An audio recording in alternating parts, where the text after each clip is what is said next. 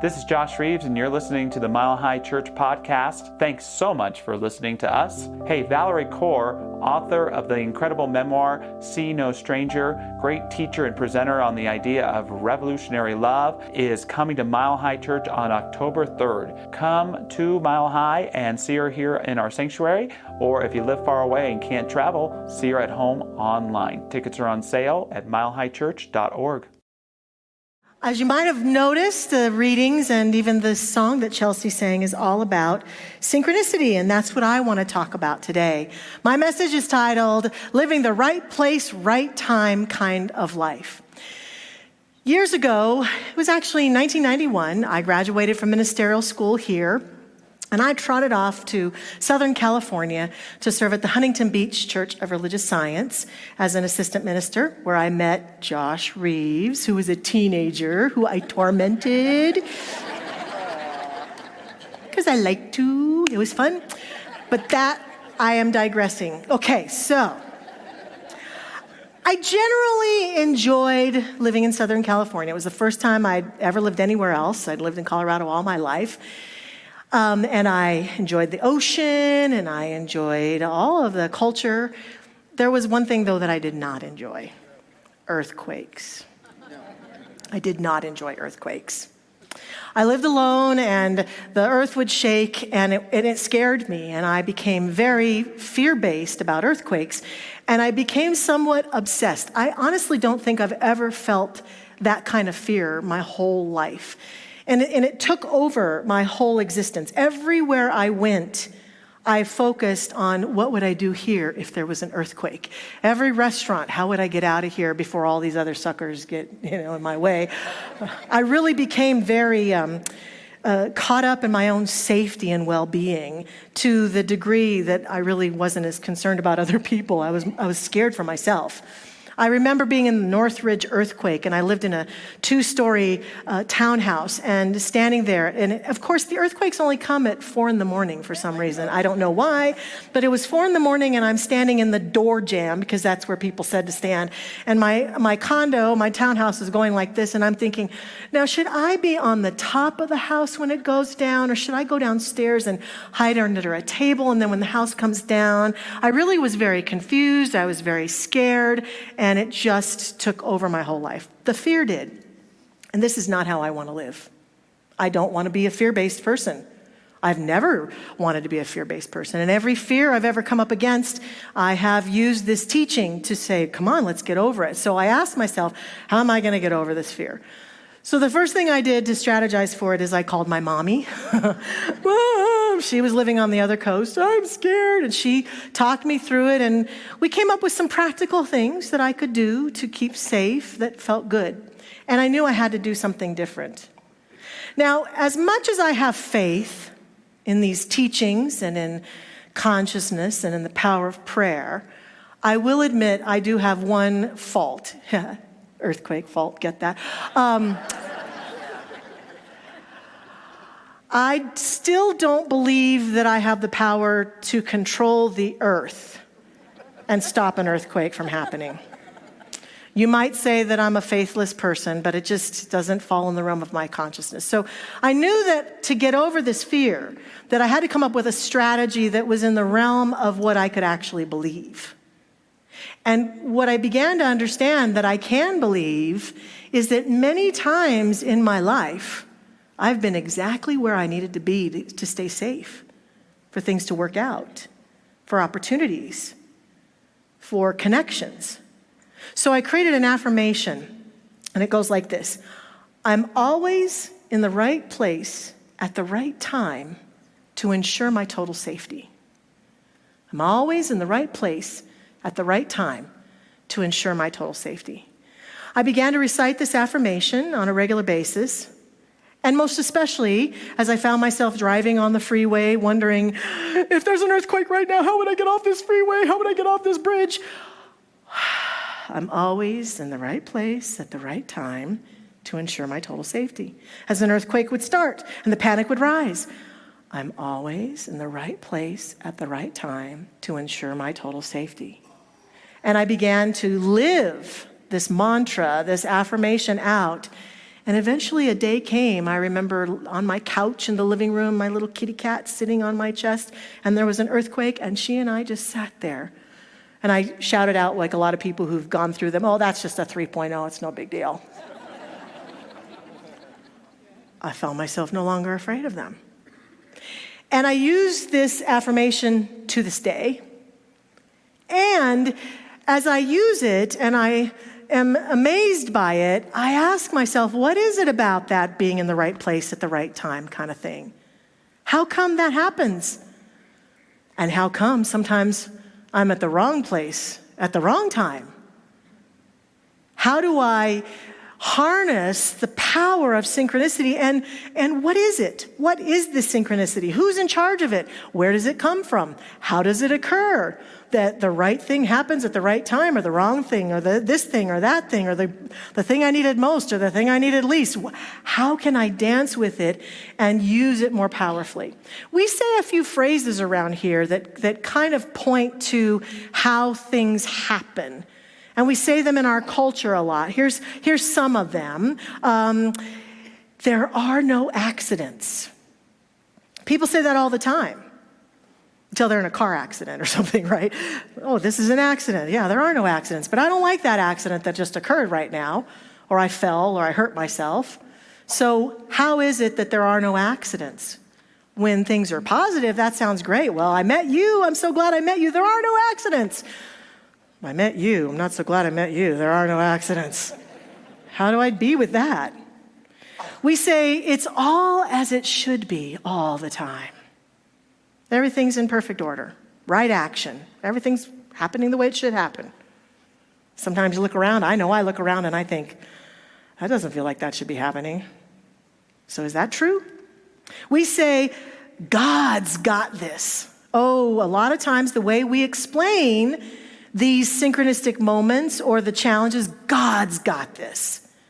Or the universe has this. Or the universe put me in the right place at the right time. Which sounds a little dualistic at times.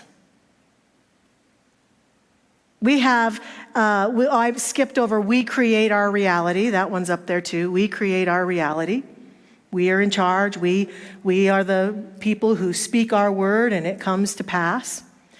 And this is one that I have felt really clear about for myself and others, and sometimes it's really hard. Everyone is always where they're supposed to be.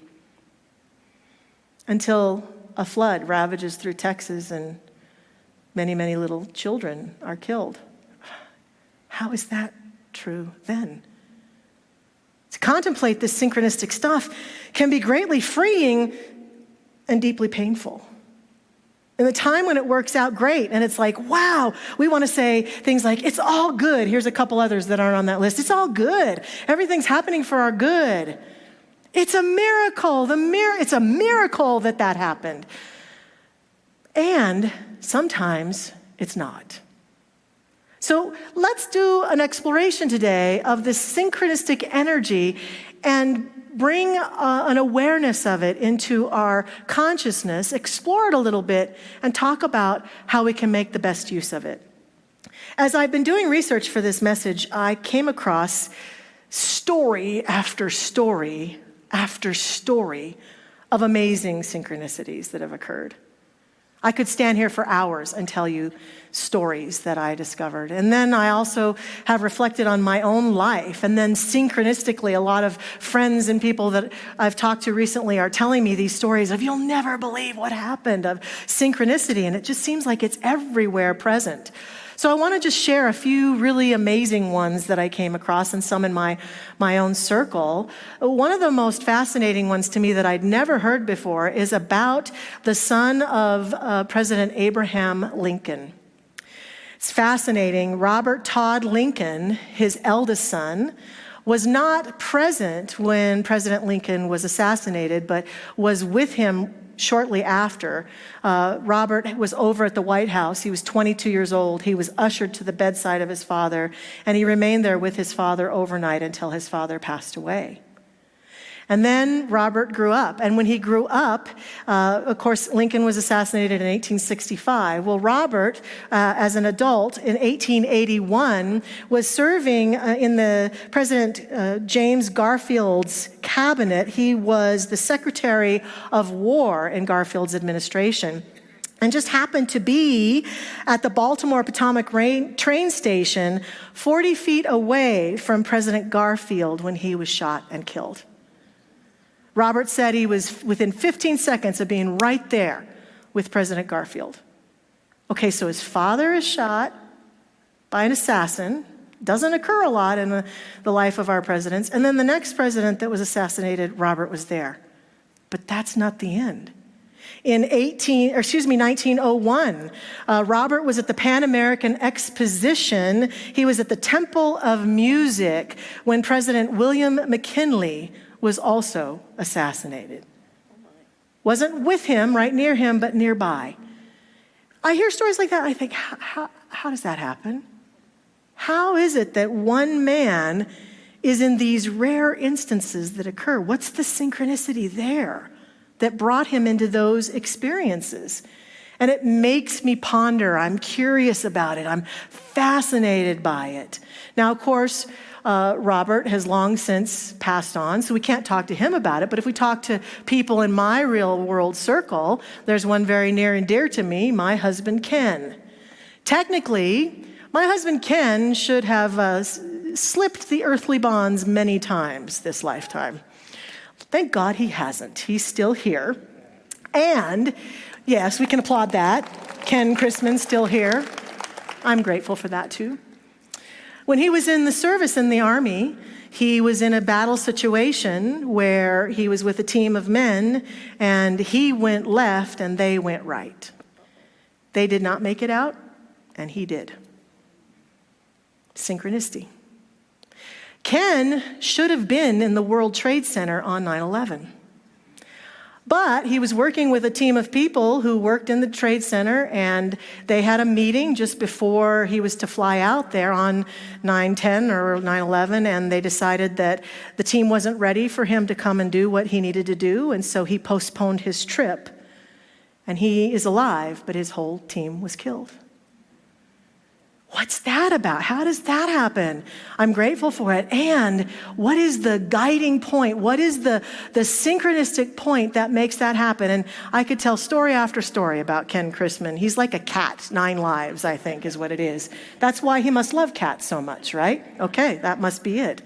What is this about? So the things that I have explored in contemplating this include things like, well, is it luck? We might be tempted to say, well, some people, they're just lucky. And some people are unlucky.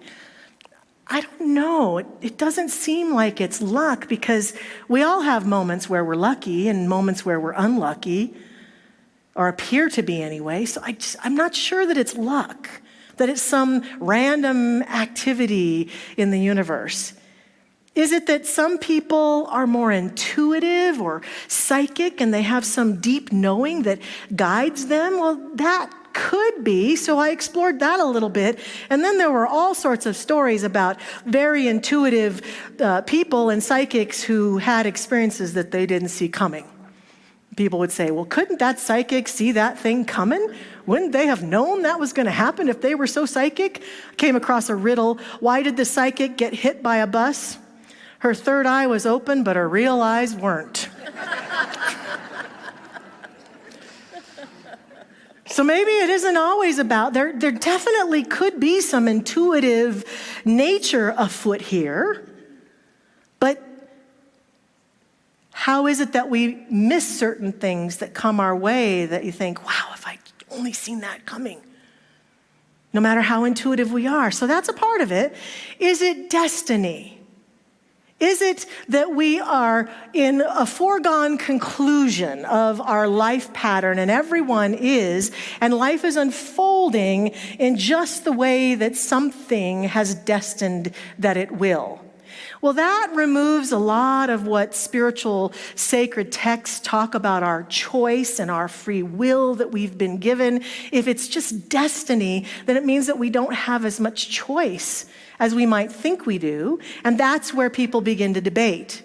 Is it that God's always in charge, or are we in charge? Or is it a little of both? Or how does that work? Ernest Holmes, the founder of our teaching, absolutely did not believe that humans were predestined or destined to do anything. He said if that were the case, we'd all be a bunch of, automatons. We'd just be automatically being led here or there. And he felt that we were all given this free will to choose our life. He said in his glossary of the science of mind that he defines destiny as the result of what man thinks. Effect, which has been decreed according to perfect law, and he believed cause and effect. Absolutely believing that what unfolds in our life emerges from the depth of our being, and that's where I'm really headed.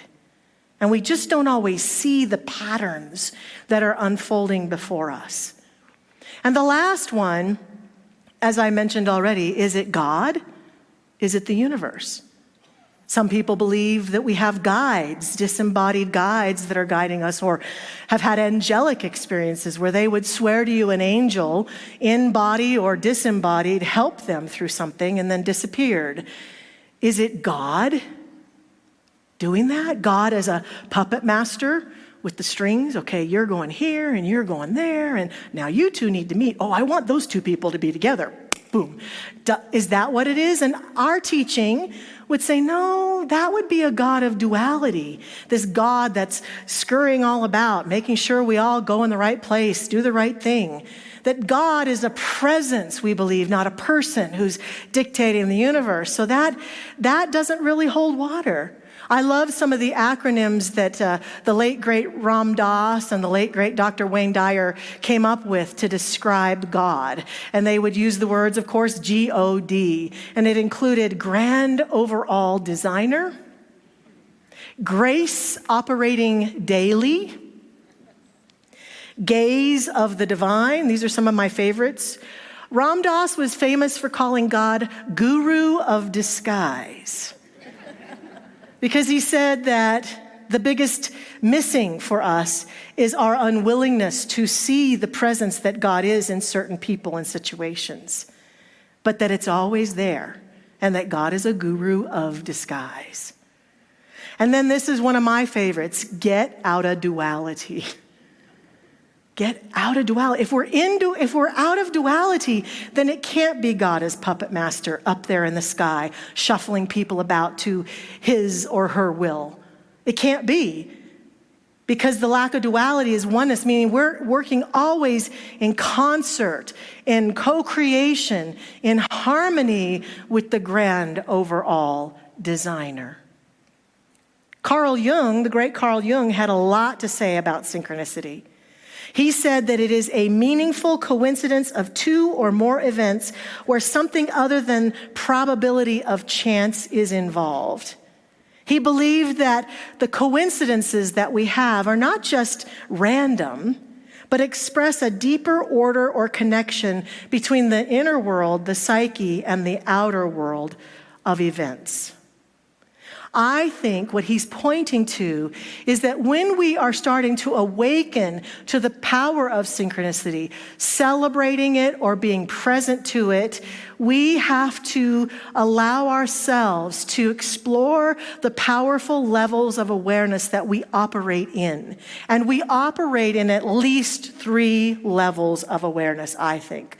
The first one is the world of form. And often people who are very materialistic, who believe that the only thing that matters is what we can see, hear, and sense with our senses.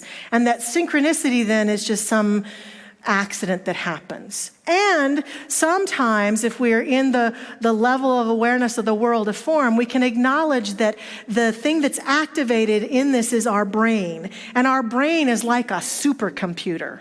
And right here and right now, we may be sitting looking at me or looking around the room, but all the while out of the corner of our eyes, I can see people moving over here. I can see people falling asleep over here. I can see, no, I'm just kidding. You're not, you're all awake. I can see you're awake.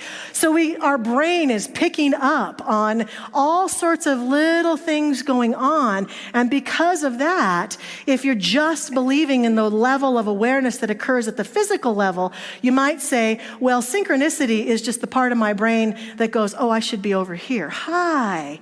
And then I'm in the perfect place at the perfect time, and it appears as though synchronicity is active. That may be happening. Absolutely. It's certainly a part of it. Another level of awareness is our heart. Some of us are very aware of our heart energy, of our heart coherence, of our emotions and our feelings. And we think that and experience synchronicity as a gut response. My gut just told me I'm supposed to be at Mile High Church today, and then look, there you are. Or there, the perfect song really helped me. Or the prayer that Reverend Zamir, oh, that was so perfect. There's like that heartful place of, oh, I'm right where I'm supposed to be. And so we lean into the heart and we learn about heart coherence and we learn how to follow our heart because people will tell us your heart will always guide you to the best outcomes. And so some of us have become very attuned. What does my heart say? What does my heart say about this? And then we'll follow that guidance and celebrate when it's wonderful. At the same time, I have followed my heart into some pretty dark places a few times. Into relationships that didn't work out, into situations that weren't ideal, when in the beginning, my heart said that's where I should be. Is that not synchronicity? Or might it be synchronicity still working through me? Lastly, the level of soulfulness. I have a theory about this level. This level, by many standards of human experience, is the least explored level by many humans out there. And my theory is that that's what's wrong with the earth right now. That if more humans would but delve into the level of their soul, we could solve so many of the things where we see unrest, unhappiness, inequality, where we see people suffering. Because the bottom line of this level, which I could make a whole other sermon about, is that if I go to that level and I experience the truth of who I am at this level, at the level of my soul, there is no way I could ever harm you, hurt you, criticize you, keep you from your good ever in any way, shape, or form. And I think that's what we are missing today so much, is that people are operating at this level. Thank you. Yes, I agree. We're operating at the level of form, what we can see, who can have this and who can have that, and we're missing that soulful place. And not only that, when I'm in that soulful place, there is a sense of guidance that is just for me. That's why so many people talk about the reality of just like we humans sometimes have dreams at night and we wake up and we look back at our dreams and we say, I had a dream I was a butterfly and I was flitting through the forest and I was landing on all sorts of things and it was really cool. The theory behind this is that someday when it's time for us to step off the earth plane, when it's my time, I will step off and I will look back and say, I had a dream. I was a minister named Michelle and I lived in Lakewood. Because the truth of who we are is this level. And when we begin to delve into that place that is a part of the energy of who we are, synchronicity is a part of that. Because what also comes in that awareness of that level is the recognition that I am connected to the all that is and to everything and everyone in the all that is. From this place, it's where I suddenly know I'm supposed to go here. I think I need to do that. I don't know why, but I'm having a feeling that I should take a pottery class or I should go to Hawaii. We have some sort of knowing, and the more we delve into that place, the more those things happen. People are operating at the level of physical awareness only. Think people like that are crazy. Can you believe she just dropped everything and went to Hawaii? But then she comes back and says, you'll never believe what happened to me in Hawaii, right? And so it also works with challenges too. What we mistakenly think sometimes is that synchronicity is only for our good. Well, it is only for our good. But our good also comes from those challenges we experience. When we are synchronistically guided into something that is challenging or painful, there's opportunity for us too. Ernest Holmes says to us, and I love this from Creative Mind, his first words, wake up. Your word is all-powerful. Your consciousness is one of omnipotence. Your thought is infinite, your destiny is eternal, and your home is everlasting heaven. Realize truth. I am living in a perfect universe. It always was perfect and always will be perfect. There was never a mistake made. There are no mistakes being made, and there never will be. I live in the great and eternal universe of perfection, from cause to effect, from beginning to end. And the world's all right, and I know it. I agree with these words, and at the same time, sometimes it's really hard to believe that. When my world gets dark or it gets challenging, or I look around at things that I don't like going on, it's hard for me. The world's all right. No, the world's not all right, and I don't know it right now. And I get that. And yet, what I'm inviting us to do with those moments is to be more conscious of what synchronistically might have called us into that place. So this week, here's your assignment, if you so choose to live it out. If you want to play and dance with me with synchronicity more profoundly this week, here's what I suggest. First of all, we give up the notion that those synchronistic moments are miracles. I coined a phrase a few years ago, and I call them normicals, because they're normal. They are a normal part of living this human life.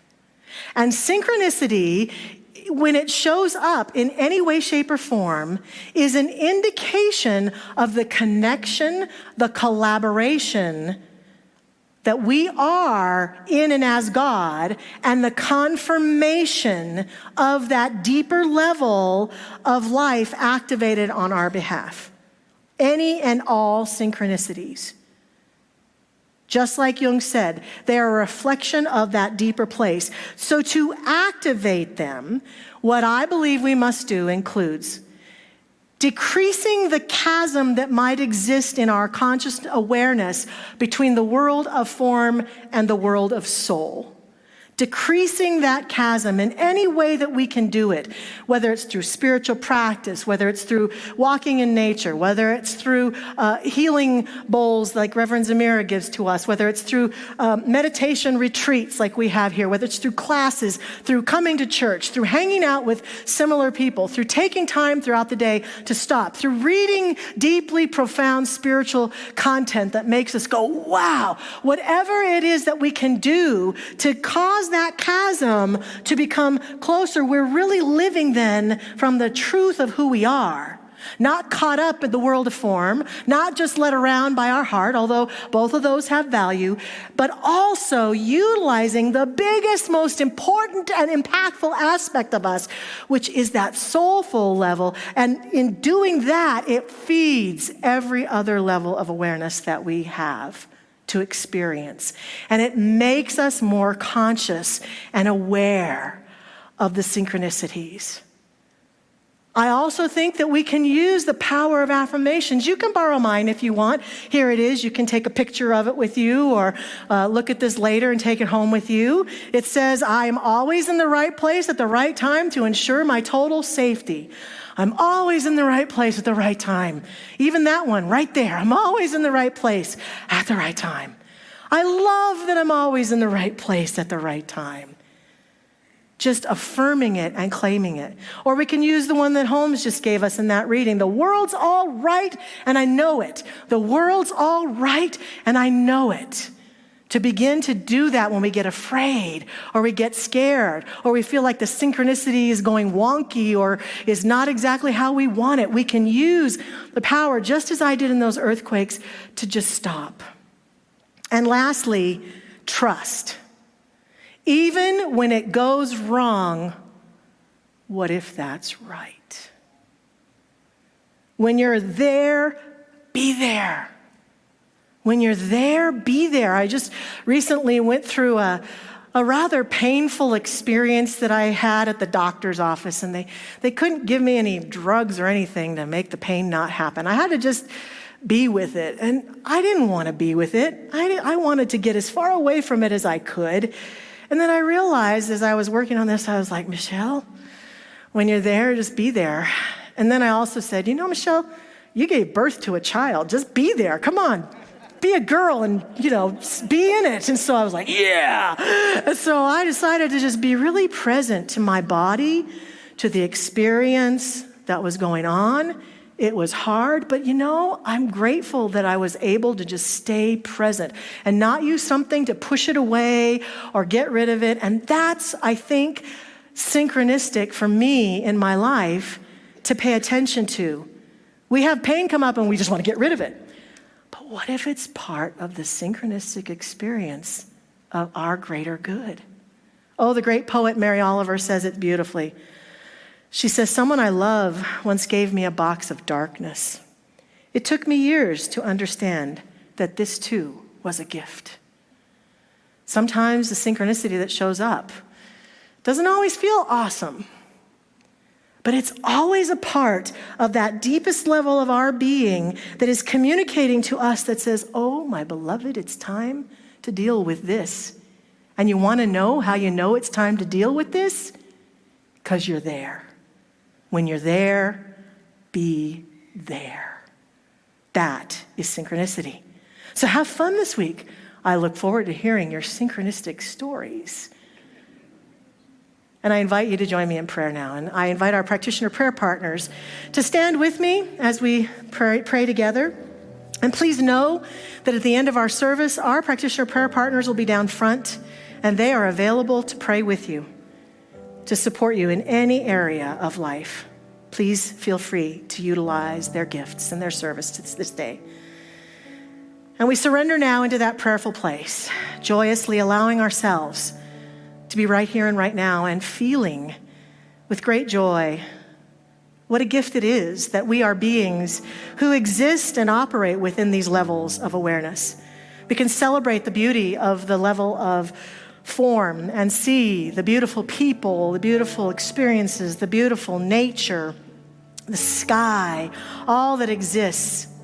And we can be grateful for all that we have in our life in this level of awareness and celebrate. And we can feel the level of our heart awareness, to feel that there are beings that we love and who love us, to feel the connection of our own heart. No matter what it's feeling, whether today is a happy heart day or today is a sad heart day or a confused heart day or a curious heart day, wherever our heart might be today, oh, we are so grateful to be present to it. And we allow ourselves to fall into the awareness of the greatness of our being, that soulful awareness, that awareness that reminds us that we are spiritually magnificent, that we are connected, so connected.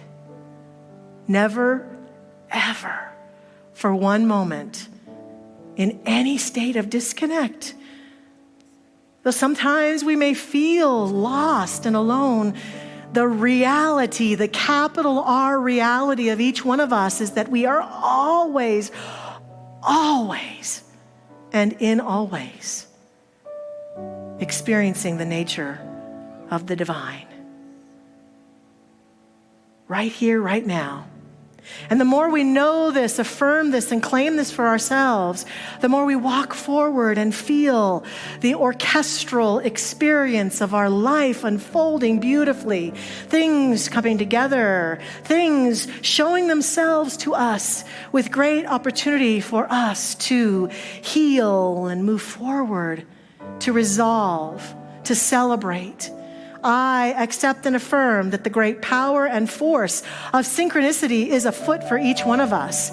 And that as we awaken to it and we call it forth, greater and greater good is ours every day. A knowing what is ours to do, a knowing what is ours to be, a clarity about the pathway of our living unfolds, emerges, and reveals itself here, now, and every moment. I'm so grateful for this in our life. And in this gratitude, I simply release this prayer now into that law that makes it so. I let go in faith and trust and walk forward in love and joy. I let it be, I let it go, and so it is. Amen. Thanks for listening to the Mile High Church podcast. This podcast is made possible by the generous contributions from listeners like you. To make a donation, please visit milehighchurch.org.